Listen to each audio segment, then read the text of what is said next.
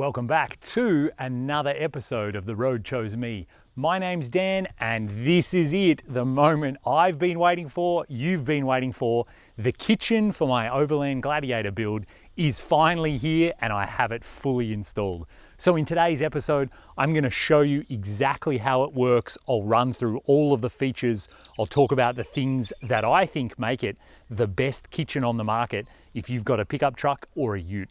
So if you're interested in a kitchen for your overland vehicle, stick around. This video is going to have a lot of details and a lot of information about why I waited so long to get this exact kitchen. So before we get into it, I'm going to put it away and I'll show you everything from the very beginning. Here we go. This is Overland Kitchen's Truck Bed Expedition Kitchen. Okay, so I've packed the kitchen away and we'll go over some preambles before we get into it. So Al is the genius behind Overland Kitchen and he's been making stainless steel kitchens similar to this one for about 6 or 7 years now, always for overland vehicles. And Al has a background in the aerospace/aeronautical industry. So when he designed these kitchens in CAD, he not only designs them so that they work and everything's tough and durable, he actually then goes and vibration tests them using aeronautical grade software to make sure they're tough enough and they're strong enough for exactly the kind of conditions that I expect to encounter here in Australia or anywhere around the world. And so you know these kitchens, these are tough. This is easily going to be strong enough for what I'm doing to it. And as evidence of that, Al has sold hundreds of kitchens all over the world. He's never had a single return. He's never had a single failure. And in fact, he's never even had to redesign a single component or a single piece of the whole system. So the drawer slides that he has spec'd, they come from Germany. These are seriously high quality, heavy duty drawer slides. The latches, all of that kind of stuff, there's never been a single failure. And Al himself has taken them up into the Arctic Circle and all over North America. And other customers around the world here in Australia and in South Africa, they're obviously heavily using them as well on corrugated roads and whatever else. And so Overland Kitchen have been making kitchens for the Jeep Wrangler and the 4Runner and vehicles like that for a long time now. And I know Al has been working on this one for pickup trucks for a really long time. So this has had a lot of design hours go into it. And I've been lucky to get the very first one from Al. And so essentially, this is a huge big stainless steel container or drawer that contains everything you need for your kitchen. So my fridge is in there. There's a whole bunch of storage in there for pots and for other things. There's a cutting surface. And of course, the stove is contained in there as well. And at the highest level, the goal was to make it dust proof. And so right now the whole thing is sealed. It has this cover on the front and so no dust can get in. And you can see how solid this thing is. When I try to move it, I essentially just start moving the suspension on the Jeep. So there's no worries at all about how strong it is. And yes, you're thinking the fridge is in there. How is it going to breathe? Al, of course, designed that and thought about it. The back corners have slots, I'll show you later, and those slots are actually covered by dust filters. So the fridge can breathe, but it's breathing through dust filters. And they're filters that you can just blow out with an air compressor or whatever so that, you know, the filter stays clean over time. So yes, the fridge can breathe, but no dust will get inside on all of the kitchen surfaces. And one of the great things about using stainless steel for the construction, not only is it strong, not only is it durable, but it's totally customizable as well. Obviously, we all have different needs for our vehicles. If you want to drill some holes in the side of this thing and mount something to it, go right ahead. That's exactly what it's designed for. And so in fact, I wanted little tie down loops on the top of mine so I can tie down my swag, so I can tie down my camping chairs. So I just picked up these little stainless steel hoops from the hardware store, drilled holes in the top and just bolted them down to the top. Perfect, no problem at all. When it comes to mounting it in your vehicle, same story. The options are endless and it really depends what else you've got going on. I could have just bolted them through into my drawers. You can bolt them backwards into the back wall. You could bolt it down to the floor. You could even put straps right across the top of it and bolt those down. The options are endless and it's up to you and how you want to use it in your vehicle, which is something I really like about it. It doesn't just lock you into one solution. So when it comes to opening this thing up, it just has a latch on either side that's holding on the front cover.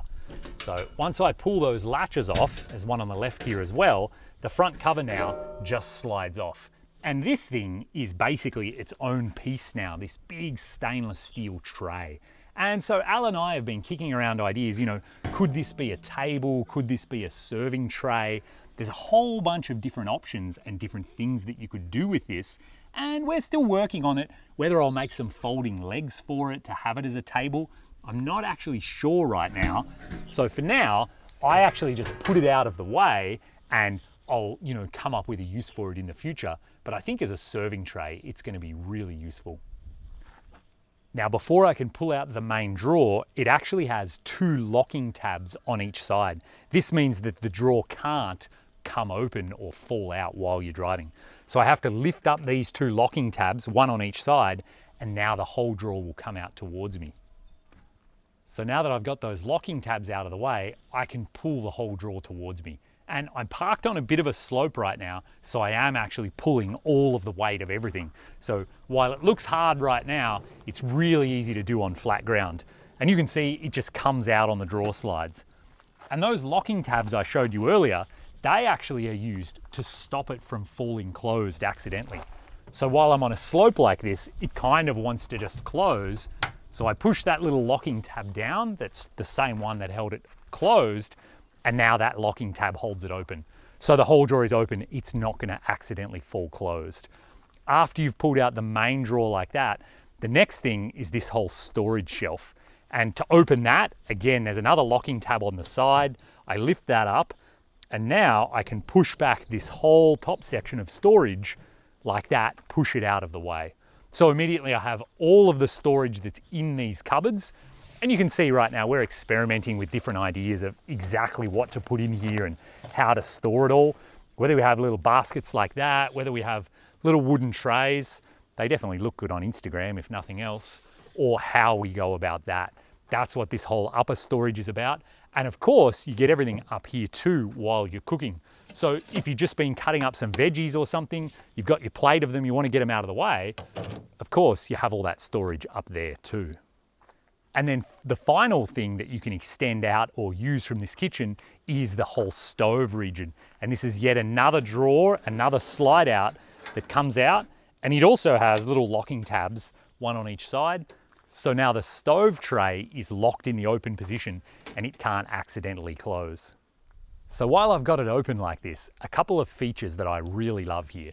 As I said, my fridge is totally contained in this drawer.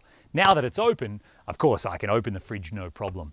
What I really like about this though, is while I'm driving, the fridge is all the way at the very front of the Gladiator bed, which basically puts it above the rear axle or even in front of the rear axle.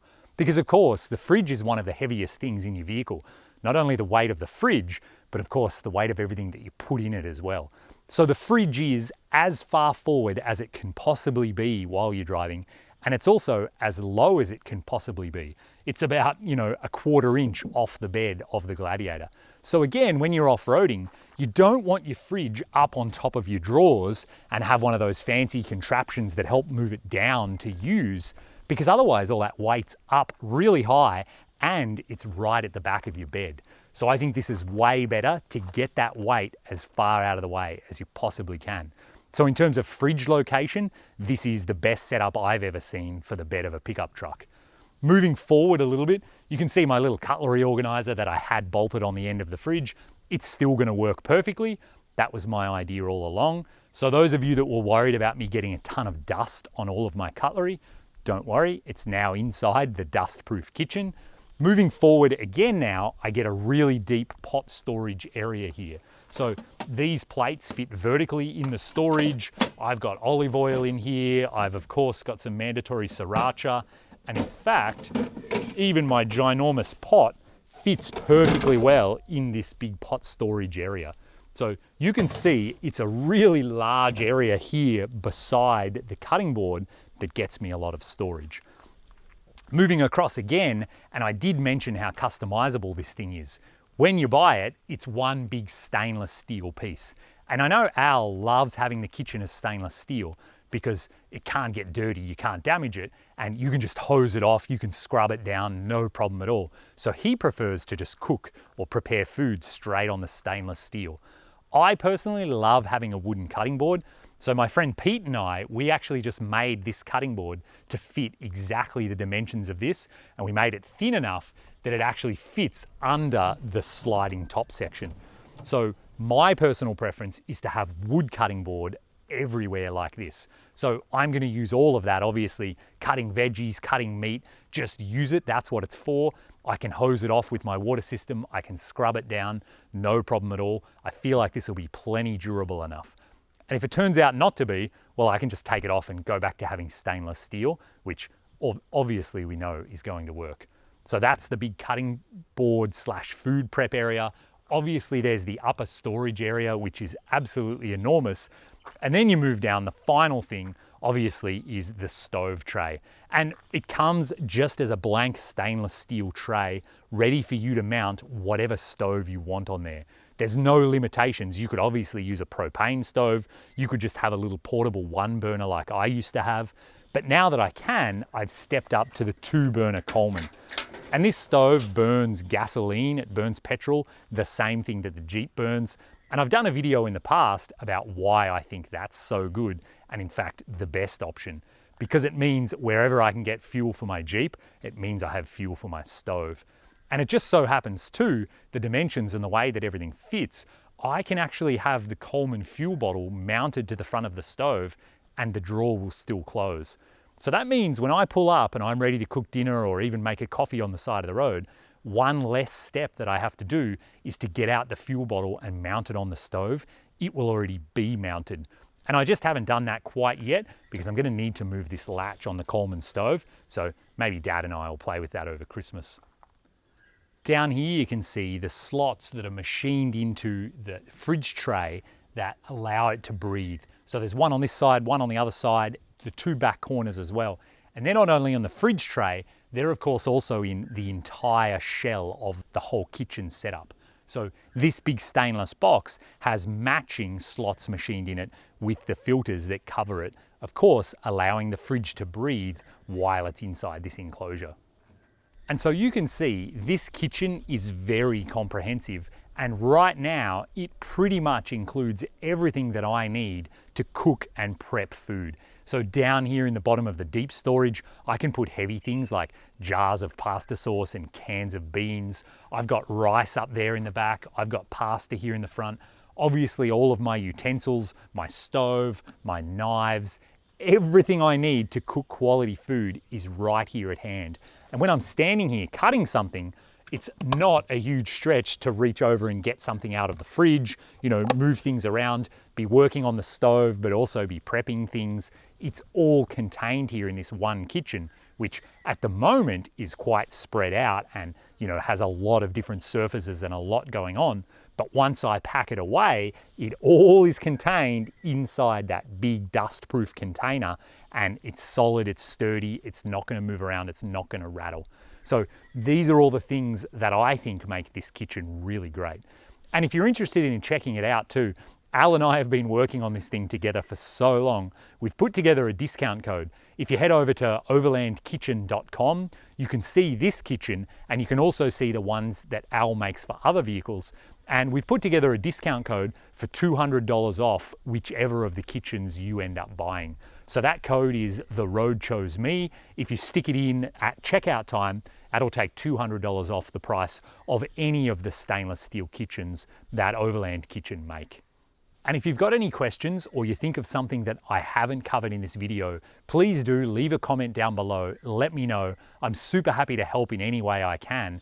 And obviously now I have this thing installed. You're about to see it in a bunch of my upcoming videos as I drive around Australia. So I intend to heavily use this. I imagine it's going to get dirty. I imagine it's going to get beat up. Let's just see how durable it is and how tough it is. I'm really confident it's very tough and durable. Let's put it to the test. Let's find out how it stands up. So I hope that video has been helpful, and I hope you learned a thing or two about what you're looking for a kitchen for your vehicle and how you're going to make it work, where you're going to lay things out. all of those kinds of considerations, because for me at least, the kitchen is one of the most heavily used systems in my vehicles. I love to eat, which means I really enjoy cooking, and I try to cook often because it saves me a lot of money when I'm on the road. Therefore, a really good quality kitchen, very high on my list. Of course, having a fridge, I want to eat fresh quality food, I want to have cold drinks, so all of that together, in my mind, is essential for a good overland build. So if it's been helpful, do hit the thumbs up button, and don't forget to go and check out Overland Kitchen's website. And there are of course other kitchens for the Wrangler, for the 4Runner, all kinds of different vehicles. And remember too, the discount code, The Road Chose Me, it's going to get you $200 off any of the kitchens that Overland Kitchen make. So, hope it's been helpful, hope you've learned a thing or two, have fun out there, and maybe I'll bump into you on the road.